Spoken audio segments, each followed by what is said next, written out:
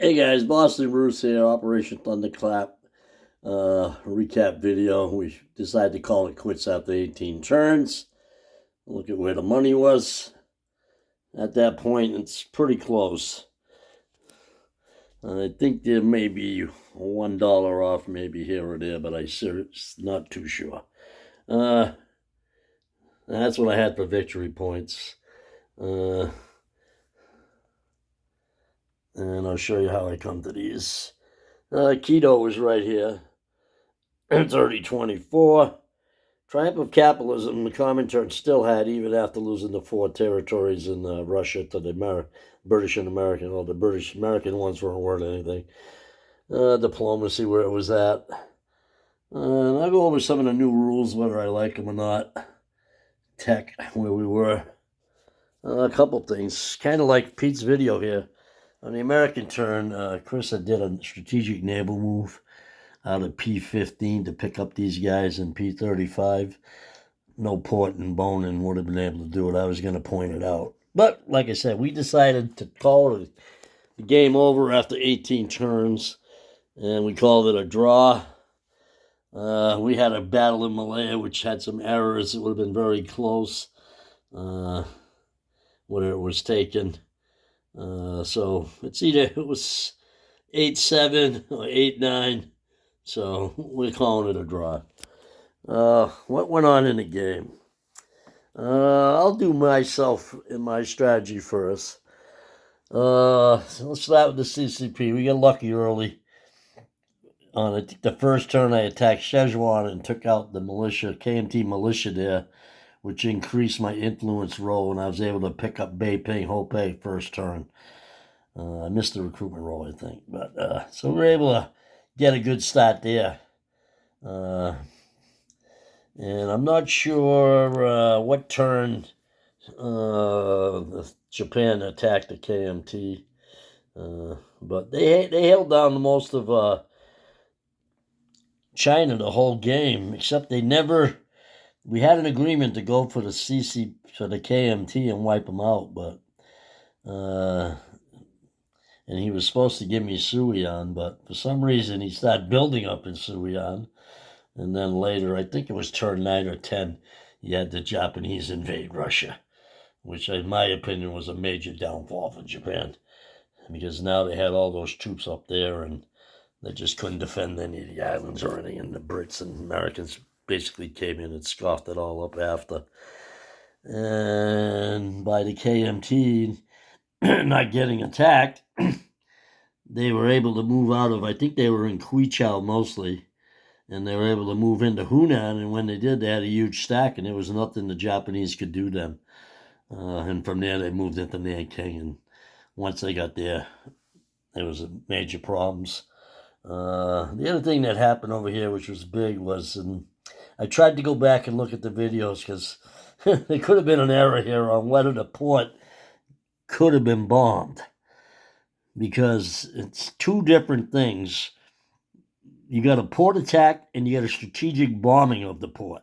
Now, when you're doing a port attack, you have to reach the sea zone to do a port attack where you're just attacking ships. But if you strategic bomb the port, you have to get to the land zone where the thing is. So you'd have had to get to Kwangtung. I'm not sure about the first or second time it was bombed, if it could have been reached with fighter coverage. I know if it was in the sea zone, there was no problem, because from Sumatra it's 1, 2, 4 back. You don't even need long range. 1, 2, 3, 4, 5. Unless you get long range, you can't even send fighter coverage. So I'm not sure about the port attack in Kwangtung, because that was a major thing I was going to point out as far as some of the rules. But it may not be that big a deal if it's just port attacks. I know once the Italians attacked Gibraltar, I don't remember if they bombed the port or if it was a port attack. Again, without long-range aircraft from Northern Italy, you're not able to do a strategic bombing of the port, because then it's 1, 2, 3, 4 instead of 1, 2, 3.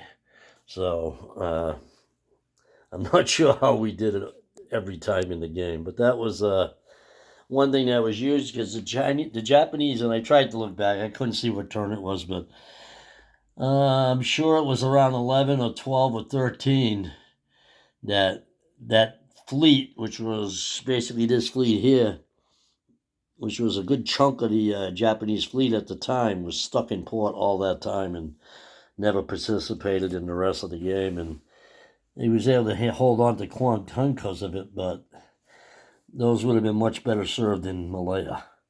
What else?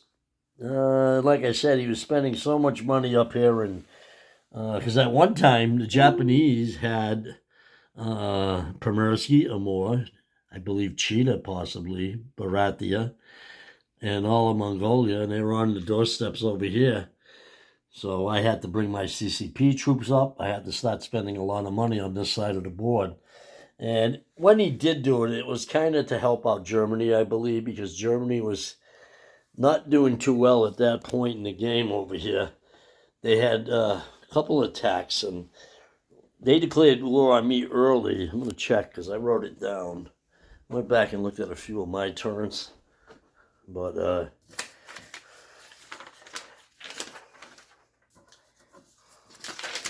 and again, I write stuff down and I don't remember where I put the paper.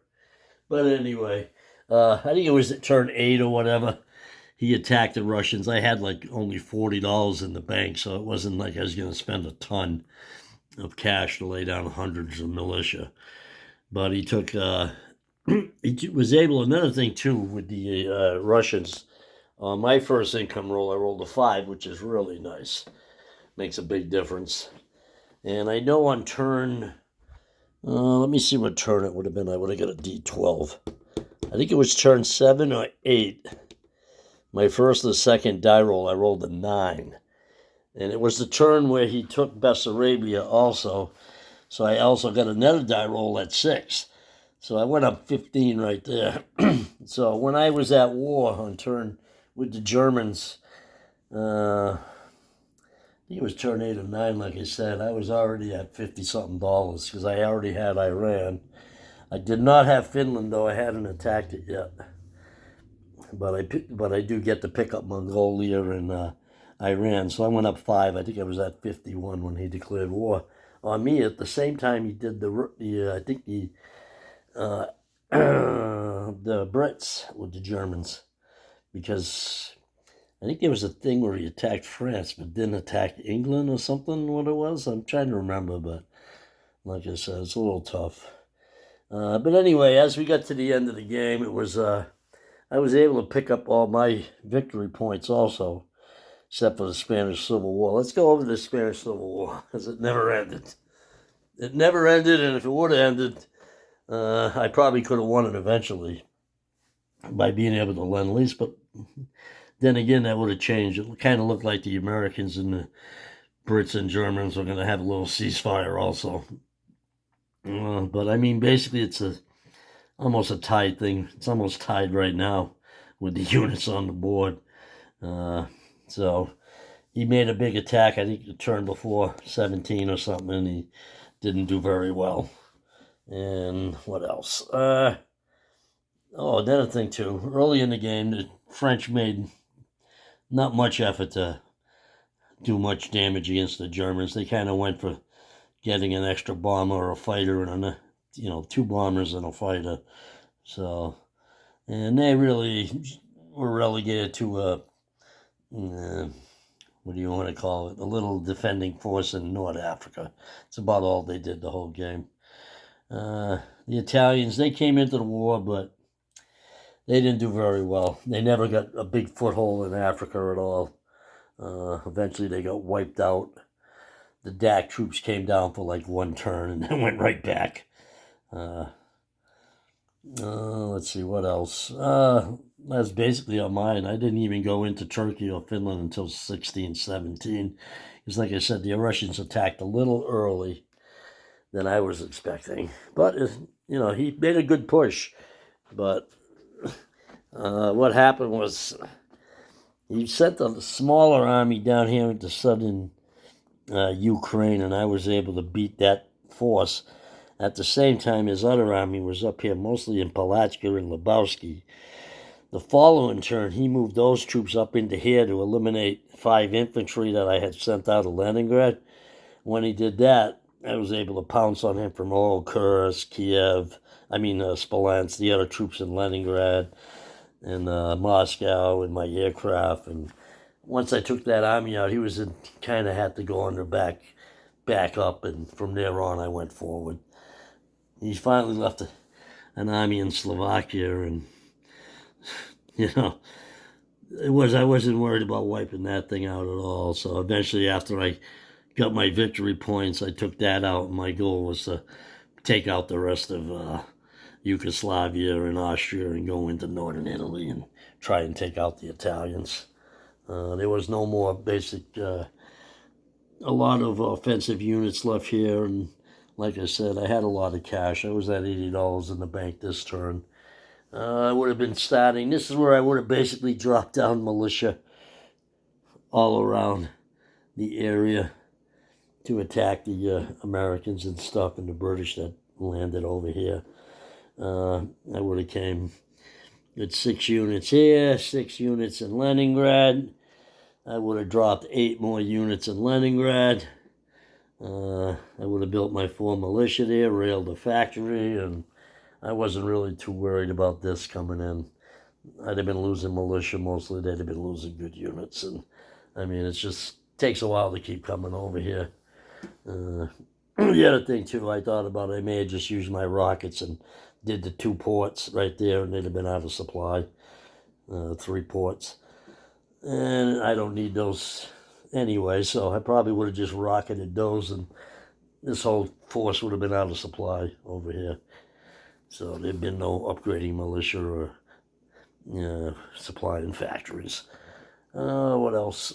The Germans were up. They had their fort going. It would have took a lot to lose Berlin or Paris. You'd had to get surrounded. It would have took a while. So what else we got? That's about it. The Brits did well. They basically got convoy raid the whole game until the last 2 turns or so. Americans and Japs never really had a big naval battle. They had a couple small ones. Once that fleet got stuck in port, and Randall just built these. Right now, you got a lot of ghost militia there, but you got to remember, you can only heal 5 ships a turn. So, eventually, I think with them getting surrounded and stuff, it would have been a peck away at them, Malaya, if it didn't fall this turn, would have fallen in the next turn probably. Because he'd have had troops. He could have came down with actually, those troops, 1, 2, 3, they couldn't get there. So he got some naval transports, I think, still around here maybe. He might have been able to, he's got one here. So he could have came back Malaya again. But, I think the way the battle was going, basically that entire Air Force, if he did take it, was gone. So I think he did do it. He took it with 1 Gurkha and 2 fighters and a medium bomber. Problem was, he forgot the 2 first strikes, forgot that all the troops were in a fort also. And I looked at it quick. I didn't all do it all, but I know there was at least, I think, 1 hit in the first round by a unit. He didn't count. Then there would have been 2 PBEs and possibly another unit that was hit on the first round. Plus anything killed by a first strike when they got the roll, that might have got a hit. So we just said, fuck it. At this point, the game was dragging a little bit. And, as far as my opinion on the game, some of the new rules, I kind of liked it. It's kind of fun, the diplomacy. I think it helps the Allies more because once the Americans are in, they get a lot of diplomacy rolls. The USA didn't do very good with them. I happened to be pretty lucky. I had got Norway, Turkey, Sweden, and I had Greece at level 1 and Latvia at level 1. And Norway and Turkey and Sweden I actually collected for quite a while. But you get into war earlier than the Americans usually too, so you're going to usually have longer chance to get some of those diplomacy roles. The UK had no luck at all. They didn't get Mexico until the very last turn. Japan really doesn't even get any rolls. Italy, I think they got one near the end of the game. They got, no, they never got Greece, now that I mentioned. Germany had a few, though. The price of aircraft is kind of nice. I was playing Russia. I never bought a ton of aircraft in this game. I bought a lot of land units. What else? The supply pack, other than, for me, moving the Russian Navy early in the game from over here in towards England, you got to watch your supply pack because you're out of supply when you get up in this area. Didn't really come into play much more than that. Like I said, I probably lend-lease more to Spain this game than ever, and I mean, granted, it never got resolved, but I don't like that point. There's no way you can defend it, because the Americans, and in my opinion in this game, I think one of the biggest problems is I've played Russia a lot of times, and I've came close, and anytime I come close, what happens is the Allies declare war on the Russians, which is unrealistic in World War II. And I mean, I think that's what decides the game most of the time. So I would have no problem in this game if the Russians and the USA and the Allies can't declare war on each other.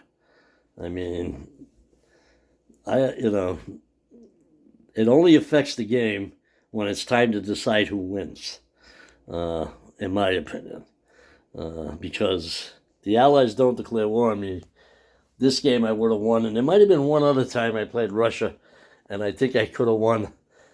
And I think the Allies declared war on me and started leasing everything over to Turkey. And that's a rule I do like that Turkey does in the line.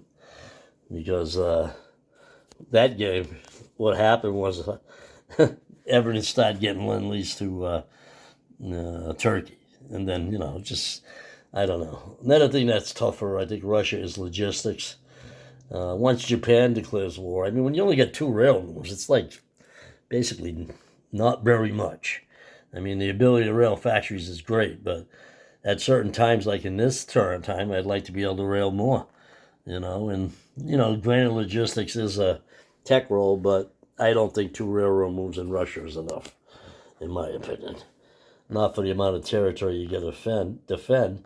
And in a game like this, where it's at this point, I mean, you basically got to defend up here in the north. And I was almost ready to start dropping stuff the last turn, militia here, militia there, but I wouldn't have put any up there. I might have put one in Kola, which worked too, but that's about it. And but Romania, I still hadn't had any. Turkey, Iran, I had got to the point where I had a couple of units because he was starting to move there also. But I don't know. I think a rule maybe you can declare war and take this and stuff, but I don't know.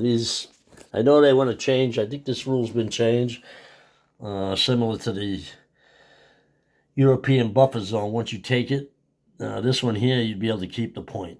I mean, because you can't defend that point. It's almost impossible.